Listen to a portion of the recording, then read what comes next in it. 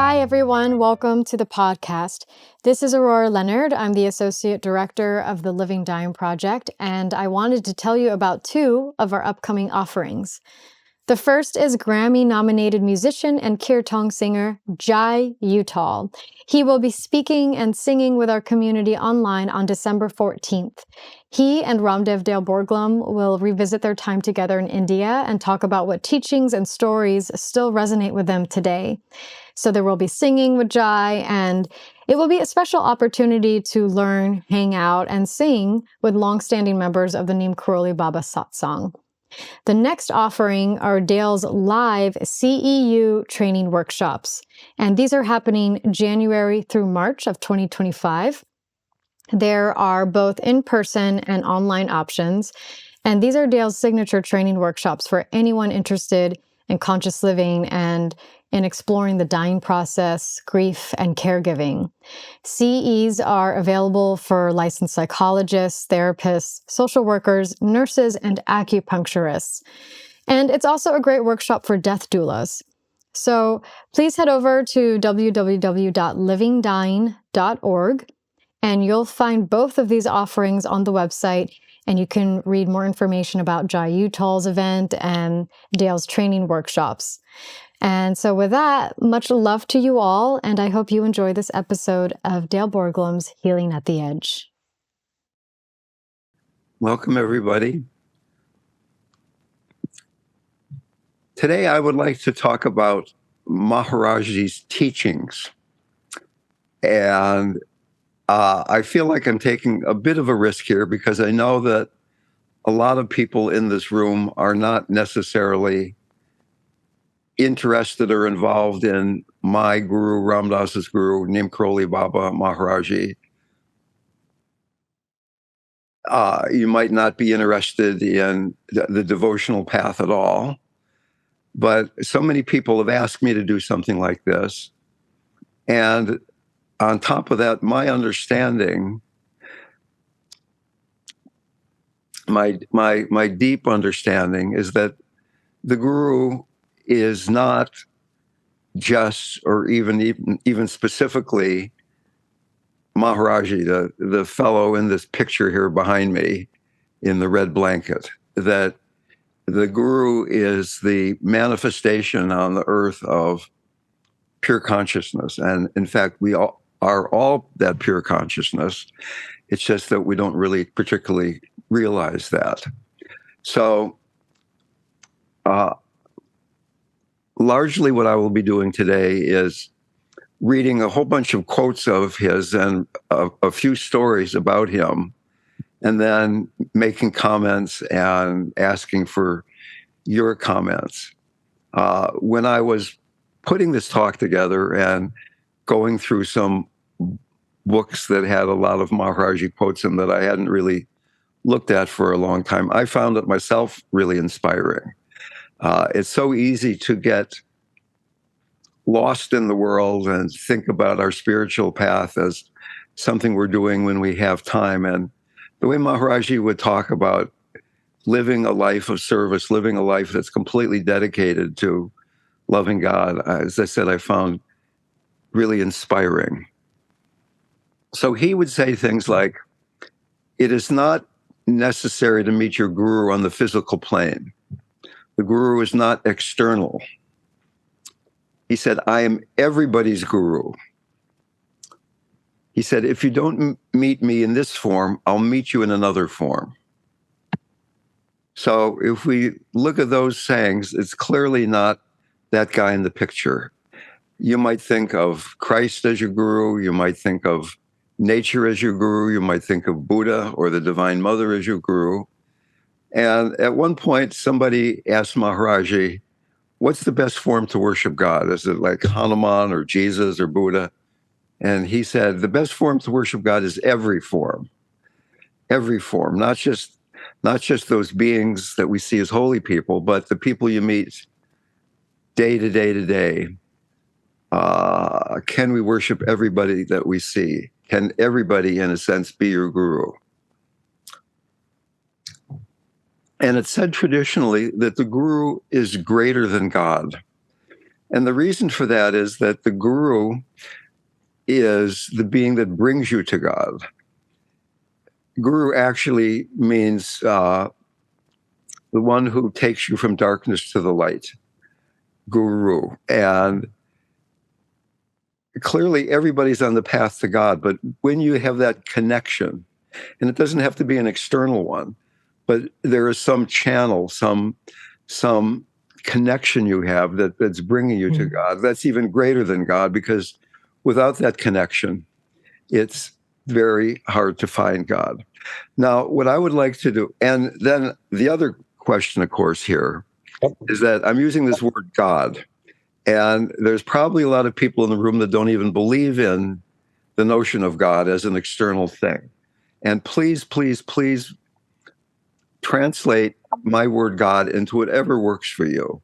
The longer I am on the path, the less do I think that God is the image that I thought of when I was going to Sunday school as a child in Chicago back in the 1940s and 50s, and saw God as this kind of wrathful guy with a beard up in heaven who would be judging me if I wasn't a good enough boy. I remember this prayer I would say every night before I would go to bed. Now I lay me down to sleep. I pray the Lord my soul to keep. If I should die before I wake, I pray the Lord my soul to take. Right? And it's a difficult way to go to sleep every night. Here's what Ramana Maharshi says about the guru. God, guru, and self with a capital S, who you really are. God, guru, and self are one. The inner guru is the self in the innermost heart and pulls the devotee's heart back into its source. When we think we are the body, we often think that the guru has a body.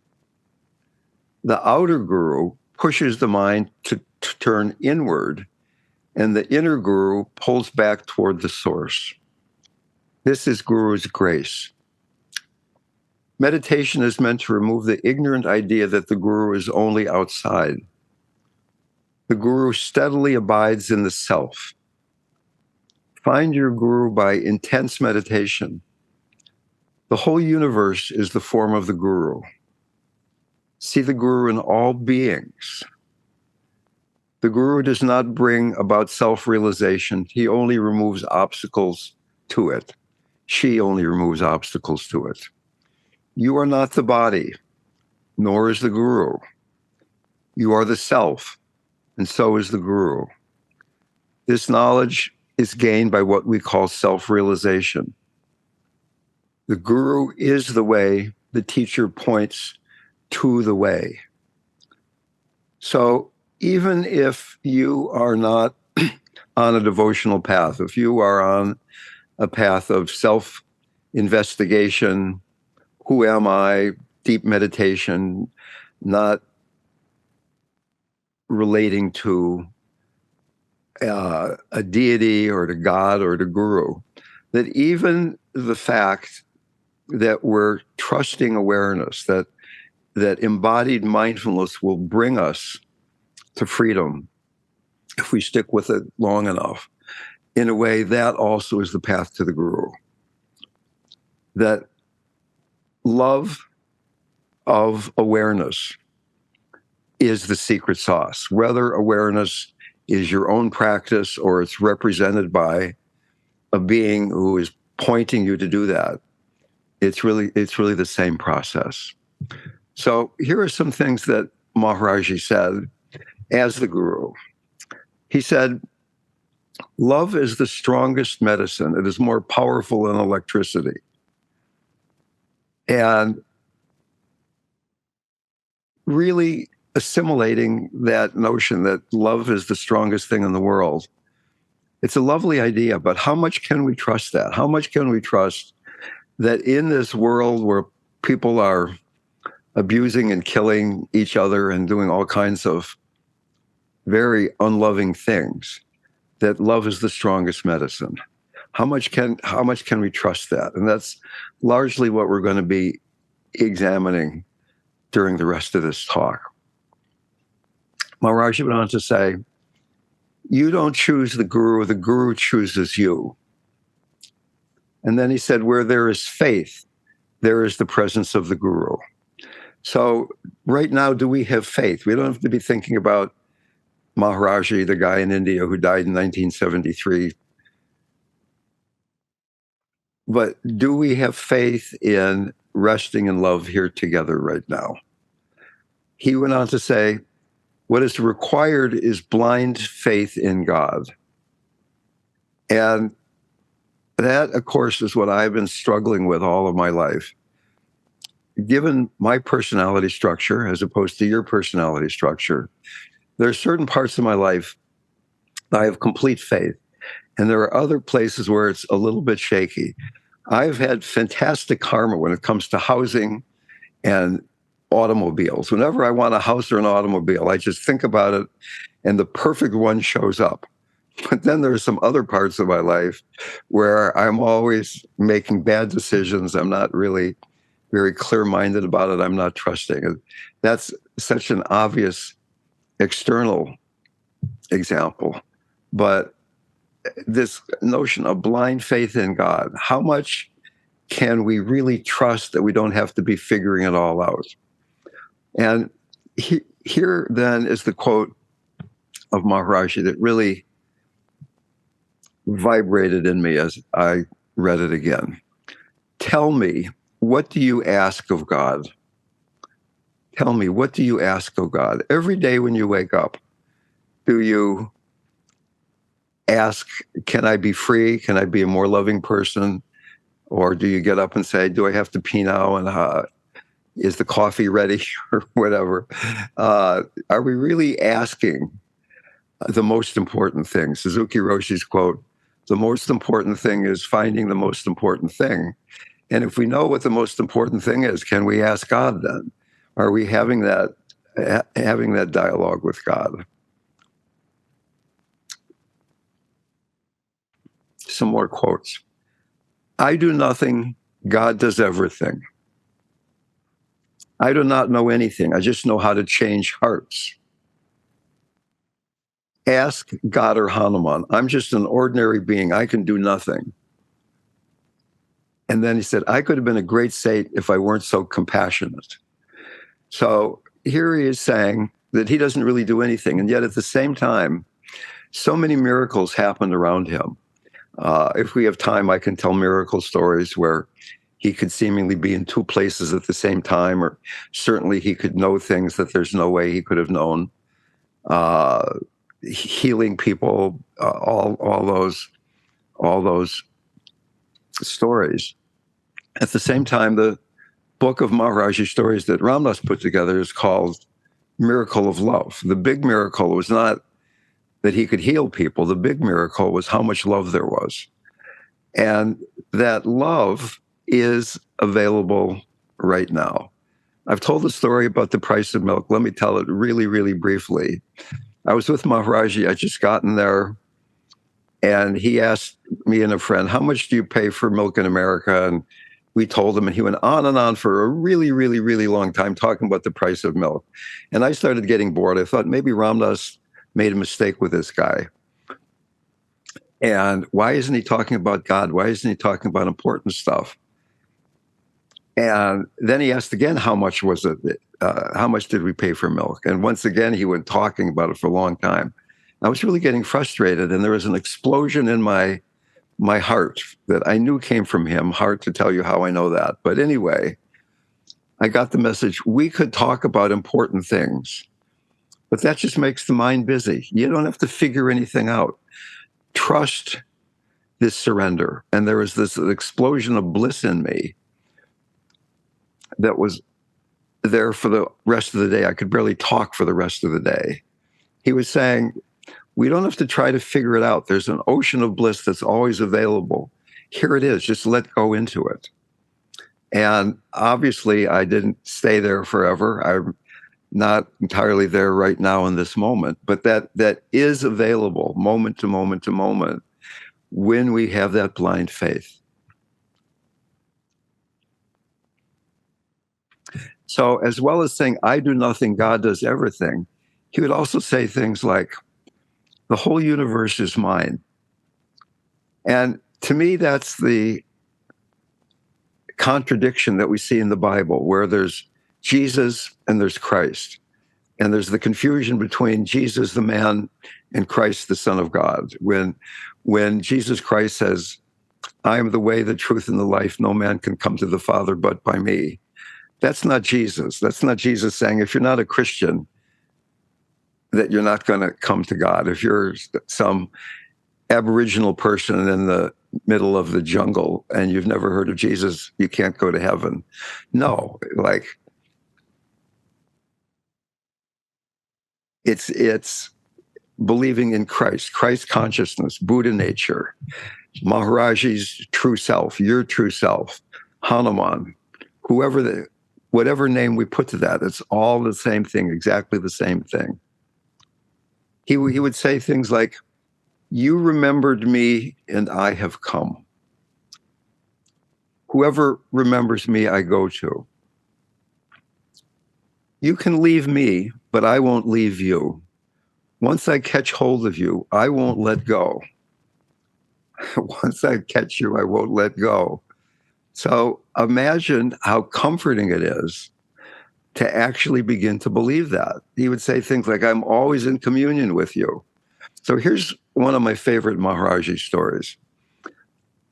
One of his temples, there was like basically two temples that he spent most of his time at when he was staying put. One of them was down in the plains in Vrindavan. The other one was up in the Himalayas at Kainchi. This was at Kainchi, and it was getting colder, the end of the season. Winter was approaching. They were about to close down the temple. Very few people there. Maharaji, a couple of caretakers, Pujari. And they had a kind of a rhythm where they'd eat, talk a little bit, and then everybody would go to bed pretty early. It's in a mountain valley, so the sun would go down really early, would get cold really early. There was no central heat at all. So one night they did the usual thing. They ate a simple meal. They talked a bit. Everybody went to their bedrooms. And after about an hour or two went by, Maharaji started making a big racket and said, I'm hungry. I want some dal and chapatis, some lentils and some flatbread. They said, Maharaji, you've eaten already.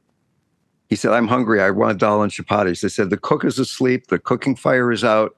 He insisted. So they woke up the cook. The cook made a fire. The cook made some dal and chapatis. Maharaji ate the dal and chapatis. By now it's like 11:30 or so, 12 o'clock, let's say 11:30. Everybody goes back to bed. And the next day, a telegram came saying, a close devotee of yours, several hundred miles away, died last night at 11:30. And Maharaji said, see?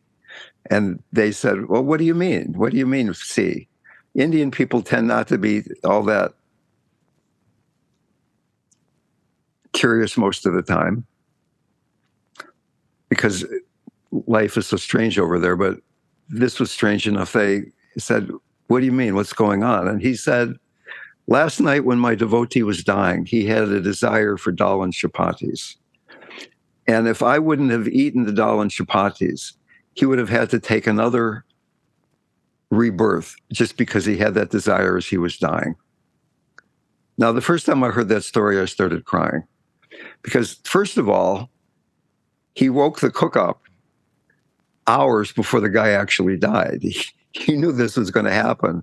But the amount of care that is going on, the amount of connection and kindness that he would eat that meal so this person wouldn't have that desire at the moment of death.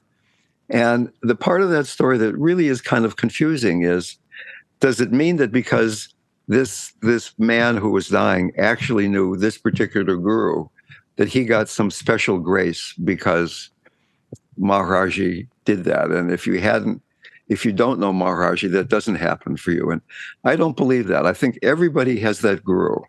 that has taken care of us in that way, even when it doesn't seem like that's what's happening. He'd say things like, everything is going to be okay. Now, that's a hard one. Everything is going to be okay. Do not be afraid of anything.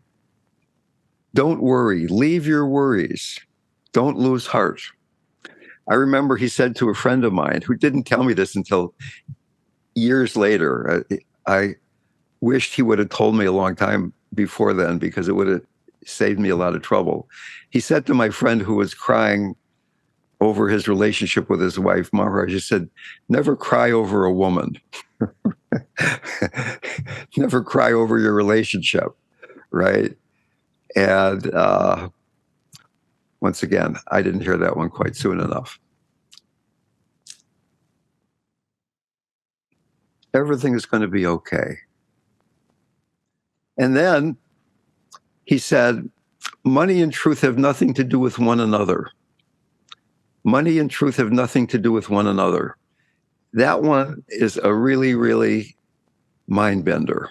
People often bend the truth a little bit because of money. I mean, are you completely honest on your income taxes? Are you completely honest with all your financial interactions? And here's the story behind that quote.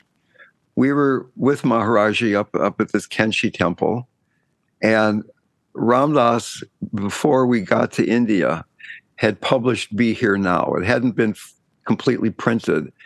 And the people at Lama Foundation mailed Ramdas a few copies of Be Here Now. And this particular day, Ramdas had a copy of Be Here Now, and he gave it to Maharaji. And Maharaji took it, and he put it under his blanket, and he didn't even say anything. So then the next day we come back to the temple, and Maharaji says to Ramdas, you're printing lies. And Ramdas says, well, what do you mean? And he opened up Be Here Now, and there was a section of it about his teacher Haridas Baba, who was the person who taught Ramdas meditation and yoga on Ramdas's first trip to India. And that's the teacher that Maharaji gave Ramdas. And Maharaji pointed to a paragraph where it said that Haridas had been silent. He hadn't spoken for 6 or 8 years, whatever it was, 10 years, I don't remember the number. And Maharaji said, see? And Ramdas said, well, that's what he told me. And Maharaji called over Mr. Barman, who was head of the forestry department for the whole country of India. And he said, Barman, tell him. And Mr. Barman said, well, Haridas was a clerk in one of my offices, and he was speaking up until just a few years ago. And Ramdas said, well, I don't know. That's what he told me. And Maharaji said, well, you're printing lies. You have to change the book immediately. And then Ramdas said, well, the book is just going into its second printing, and it would be very expensive to change that. So we can change it in the printing after that. And that's when Maharaji said, money and truth have no connection. Change it immediately. And he sent Ramdas back to the hotel to send a telegram to say, stop the presses, you've got to change it. So the book was being printed on something called a web press. They would print up 24 pages at the same time and bind them together in what's called a signature. And then at the end, all the signatures are glued together in the cover, and that's the book. So to change that one page would mean changing 24 pages, and it would have been really expensive, but Maharaji said, do it. About a week goes by, and a telegram comes from Steve Durkee at the Lama Foundation saying the following, that they had telephoned the printer down in Albuquerque saying, don't print that thing. And at the same time, the printer had called up to Lama saying, we were going to print the book, but one of the printing plates was cracked. And it was a picture of Maharaji. And we went back to the files, and all the photographs were there, except that one picture was missing.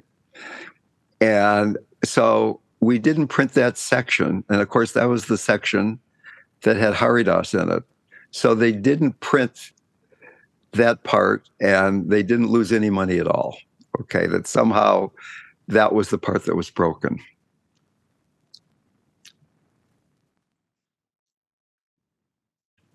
He said, give up a little anger every day and I would help you. Give up a little anger every day and I will help you.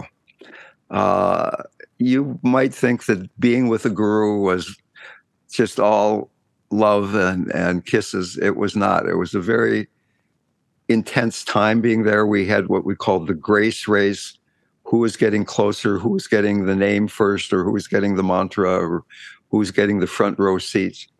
And one day Ramdas got so mad at another guy named Tukaram that he picked up a plate of food and threw it right at Tukaram, right in front of Maharaj-ji, a plate of consecrated food.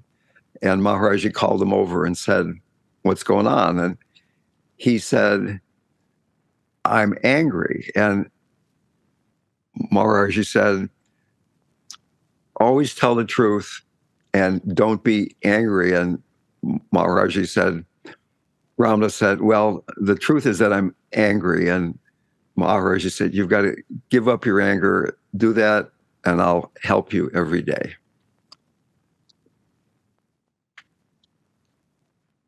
Before the love of God, all intoxicants are ineffective. We have our favorite intoxicants, whether it's Netflix or alcohol or eating too much food or sugar or whatever it might be. But love, the greatest intoxicant. Maharaji said, the best form to worship God is every form. Right now, what's in front of us? He said, everyone is your guru. You can't realize God if you see differences. Learn to find the love within. So essentially here, Maharaji was giving Tantric teachings, that it's all the mother. He said to me, I came to him and said, I'm having a hard time meditating. I was just studying math for 10 years. My mind is running all over the place.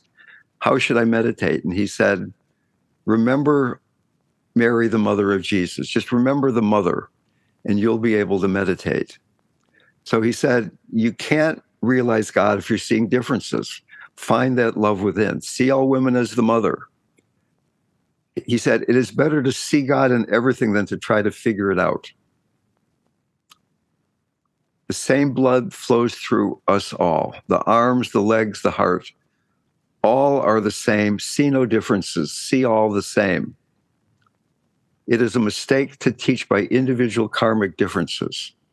So I have clients, people are meditation students, people are dying, and people come with very different personalities, very different situations going on in their bodies.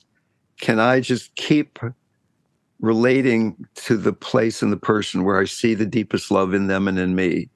Or do I keep looking at all the ways that this person's different from that person, trying to fix this thing, trying to fix that thing?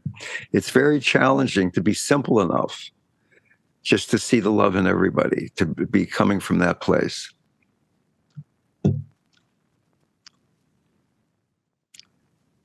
It is a mistake to teach by individual karmic differences. Teach by loving all. Everything is for the best. Everywhere I look, I see only Ram. And that's why I'm always honoring everything. Clear the mind of all worldly things. If you can't control your mind, how will you realize God?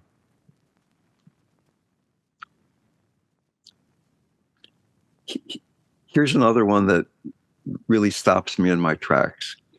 Whatever we learn from the mind and the senses is not the truth. It's only the relative truth. When you see the whole world as the mother, the ego falls away. All women are your mothers and your sisters. All men are brothers and fathers in God's family. So it's a lot harder to hate somebody or to be angry at somebody if it's your mother or your sister or your father. He said, it is difficult to sacrifice thought. It comes through grace and the blessings of Christ. Purify and wait for grace. Difficult to sacrifice thought. I love thinking. I'm attached to thinking. I'm excited by thinking. So sacrificing thought, just saying a mantra like hour after hour instead of all the exciting all the things to think about politics and sports and what's going on in the world and what's going on in my home and what's going on in my body. There's so much to think about. Sacrifice thought. Just turn your mind one-pointedly toward God. Attachment is only dispelled by God's grace. Worldly people go outward, but you must go inward like a tortoise, withdrawing within your shell.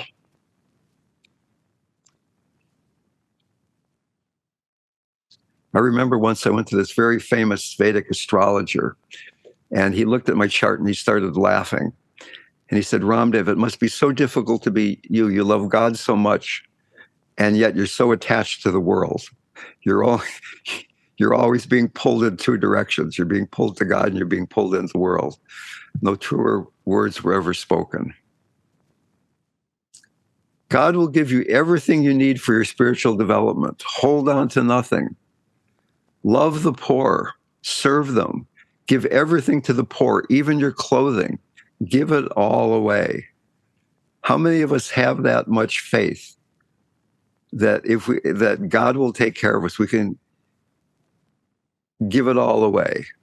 Maharaji said something like, holding on to money is lack of faith in God.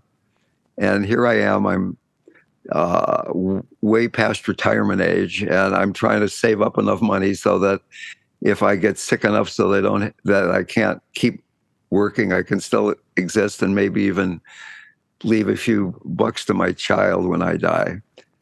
And so this idea of giving it all away is a difficult one. And maybe in some way, it isn't necessarily physically giving it away, but giving away all the attachment.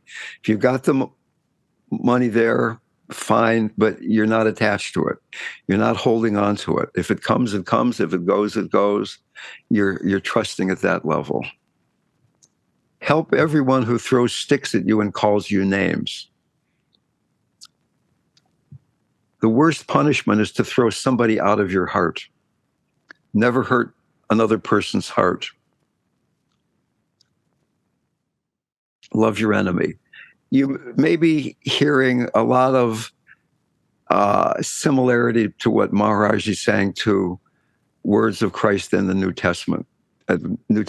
Loving your enemy, serving the poor, remembering God. Ram Dass actually summarized all of Maharaj's teachings in 3 words: love, serve, remember. Love people, serve people, remember God. Maharaji said, when you have started the path to God, proceed, do not stop. God will take care of you.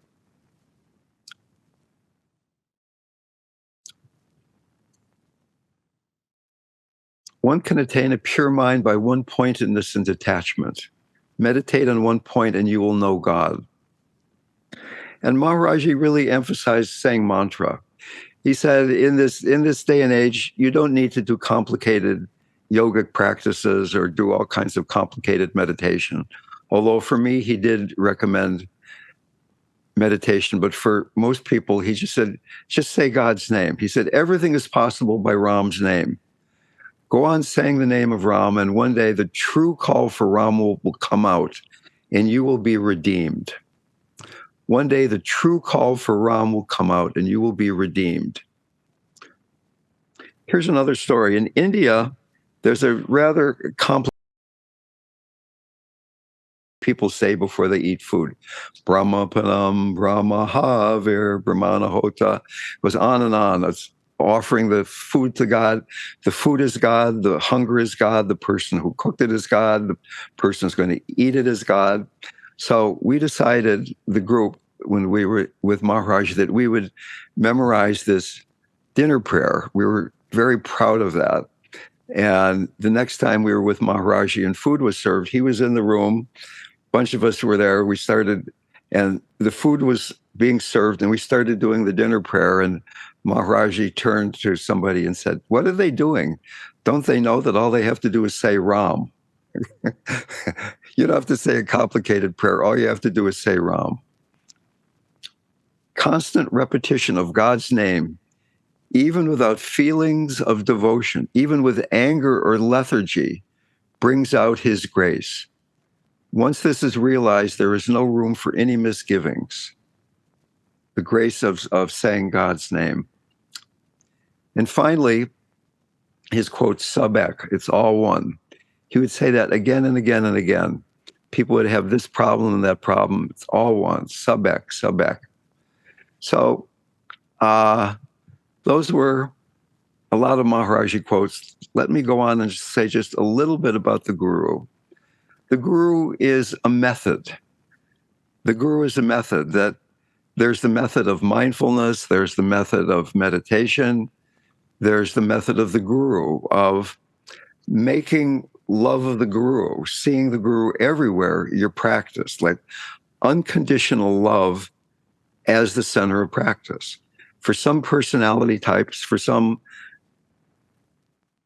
karmic packages, if you will, that the path of the Guru is the path that works best for you. If it doesn't, then all the things I've been that I've been saying today can be translated into another way of looking at things. Maharaj said, "You are the Guru." And here's what Trungpa says about the Guru. The very notion that you will get something from the Guru is one of the most difficult preconceptions to break through. Rather, the student must give something in return for the teachings. Some kind of psychological surrender is necessary, a gift of some sort. It is essential to surrender, to open yourself, to present whatever you are to the Guru, rather than trying to present yourself as a worthwhile student. Your Guru is the one with whom you can communicate directly and thoroughly. So there are very different stages in my relationship with Maharaji. Let me talk about them. It might be instructive. In the beginning, I was suffering so much that I thought if I could find somebody who was free of suffering, that maybe I could be free of that myself. That I was really pretty desperate. I was like so unhappy being the stuttering statistician from Stanford. It was like really, really not fun. And I met Maharaji, and at first I kind of doubted. Ramdas said he was this guy, and he was, there I was right off the plane in India, up in the Himalayas, and here was this guy who didn't speak English. Everybody's bowing down and touching his feet, and he doesn't, he's acting like nobody I've ever met in my life. And I hoped he was who I thought he was, wanted him to be, but I didn't know. And as time went on, though, I began to feel, let me put it another way, as soon as I met him, I felt at home. I could feel his love from the very first moment. But at the same time, my personality, my doubt kept coming up. So it kept going back and forth between he is love, but I'm not worthy, or I don't trust myself, or I don't trust him. But gradually, his love wore all that away, all that doubt away. And I felt that I was just in this ocean of love. I was living this life of devotion and connection. And then after a bunch of years of this, and I don't know how many years, maybe 10, 15 years or something, it seemed like Maharaji disappeared. I couldn't feel him anymore. I didn't dream about him. I didn't think about him as much. And I thought, he's abandoned me maybe because I've been a lousy devotee. I haven't been meditating much. I haven't been kind to everybody. And I got this message, no, I'm still here, but it's time for you to fly out of the nest on your own. It's time for you to not be a devotee, but be who you are. You can still love me, but I'm not holding your hand in the way that I did. I'm letting you walk on your own. And that went on for about 10 years. And now it feels like he's kind of come back again in a very much more intimate way that I don't need him to be there than he is. So that's kind of the way it's unfolded for me. And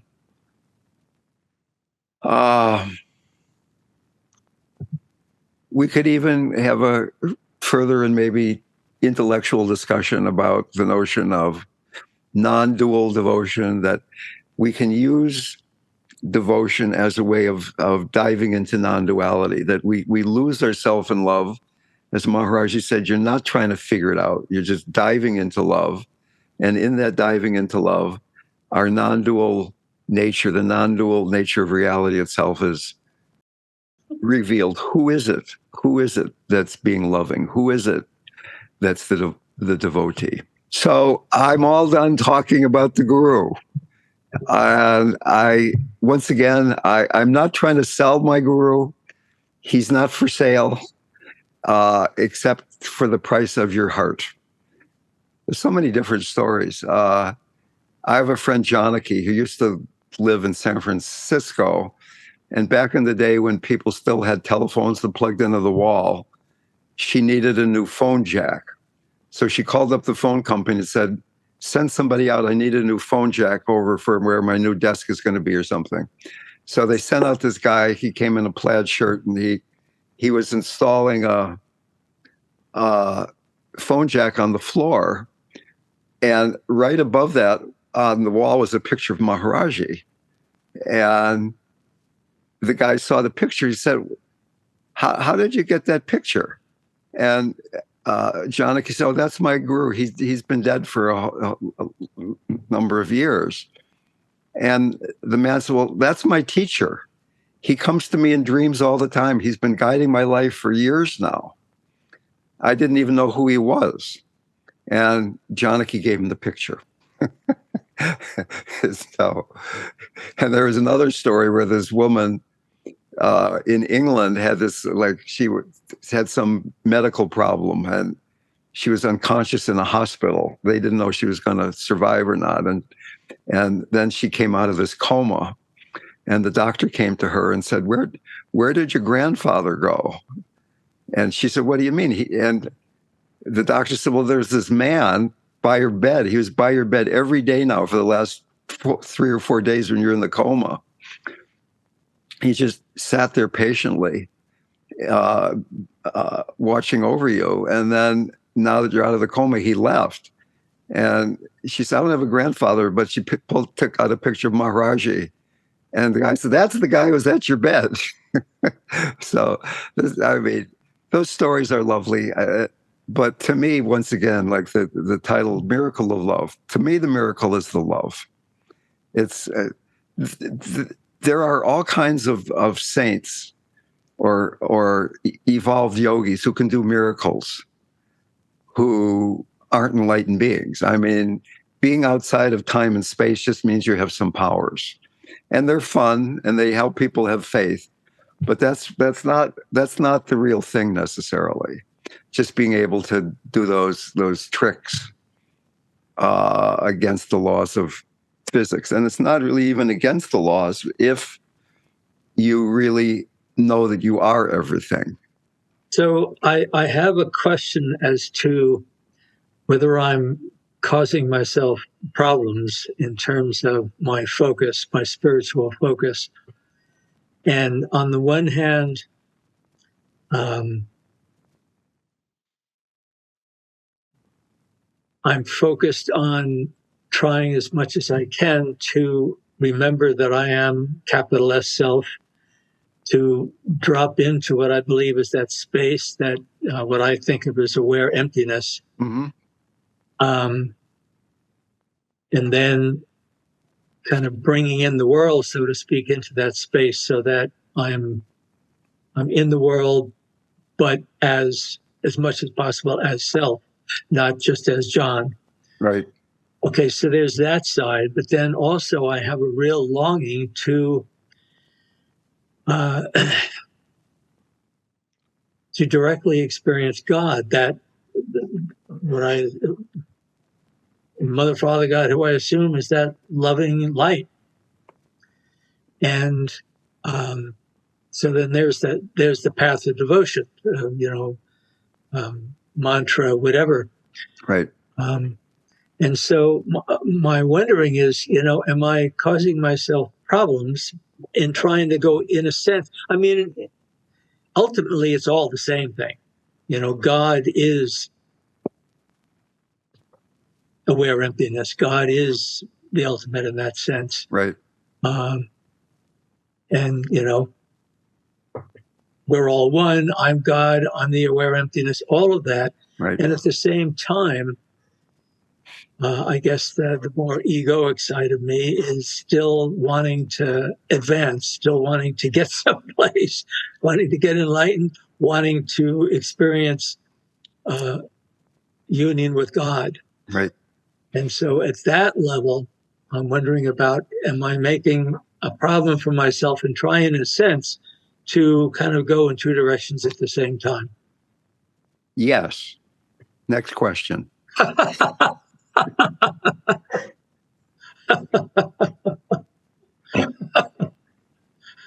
Right. Okay. Let me unpack that a little bit. Okay. So, first of all, Ramana Maharshi says really clearly there are two paths to God. There's the path of inquiry, self-inquiry, understanding who you are. The other is the path of devotion. And the path of self-inquiry it's not really thinking about who I am. It's not an intellectual question, who am I? It's beginning to identify with the I that's always there. Mm-hmm. So if we take the sentence, the seer is seeing the seen. I'm seeing something. In mindfulness practice, we let go of identification with the object. And then as practice deepens, we let go of identification with the subject. There's just seeing going on. There's nobody doing it. One could call it awareness of awareness. That you're resting in, not I'm the observer or isn't this interesting stuff out there, but you're resting in the I am. You're resting in awareness itself. There's something there that is so familiar, it's so present that we miss it because it's always there, so there's no contrast to it. It's easier to see during the break. I stop talking. What is it that continues? There's a sense of pure consciousness that's always there. And one way of finding enlightenment is realizing that's all that's going on, and you don't have to care about being an activist or a non-activist or what the content is or what the content isn't. You're resting in the I am. And out of that can occur activism or not. That's just depending on who you are and what your karma is. There's another path of the I dissolving into love, rather than it dissolves in this first way where it's just pure awareness. Certain personality types like me, I find it much juicier to be doing a practice of I'm dissolving through saying this mantra where it's putting me in relationship with a deity, and I'm having this love relationship with the deity. So what is this love relationship? In the beginning, it's please show up, I love you, and then, oh, we're having this love relationship. And then at the tantric level that we were just talking about, that I am the deity and that you are the deity. Everything is this tantric reality. And then finally, that even then dissolves into non-duality. So eventually, you have to pick one of those two ways, because the way of devotion is not paying attention to devotion. It's not asking who's devotional. It's dying into love. that the I just keeps dissolving in the vast ocean of unconditional love. And each one of these paths has its strong points and its weak points. I mean, if you look at the Hare Krishna people, they were really into love. They didn't seem to have a lot of grounding or wisdom, some of them. You know, they were pretty good at singing and dancing and cooking fantastic vegetarian food, but they created a pretty big mess in their own cult, if you will. I'm not saying cult in a bad way. I'm part of a cult too here. Cult is just a religious group. It has a kind of a bad connotation, maybe. So eventually you have to choose. The idea is you go around digging wells to find, you're trying to find water, you're looking for the appropriate spot. But if you dig too many shallow wells, you're not going to get down deep enough. That eventually you got to say, okay, here's the path, here's the place I want to build my well in my house. I'm going to dig, and just completely give myself to that. Find a practice that's there when your car is spinning out of control on the freeway. Have a practice that's there when the doctor says, I got really bad news for you. Have a practice that's there when you're feeling super happy and you don't even think you need to practice anymore. Right? So it doesn't make any difference which one you pick, and ideally it picks you. Right? The guru chooses you. You don't choose her or him. It grabs you by the throat or the balls or whatever is convenient and doesn't let go.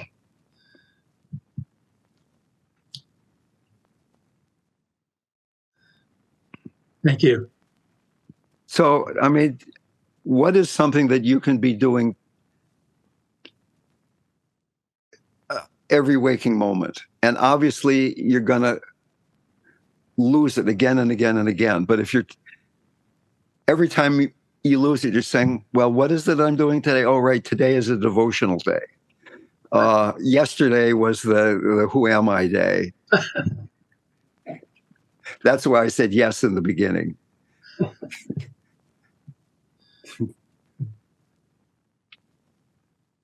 So one thing you can do is pray or ask, show me the way. Show me from the bottom of your heart, ask. And it might change after a while. It might be for the next year or minute or decade. It's this thing. And then you get a message, no, now it's going to be that thing. Right? It's not that it's for the end of time, but what you're doing right now, you're doing with full abandon, right? Holding nothing back. Meet you there.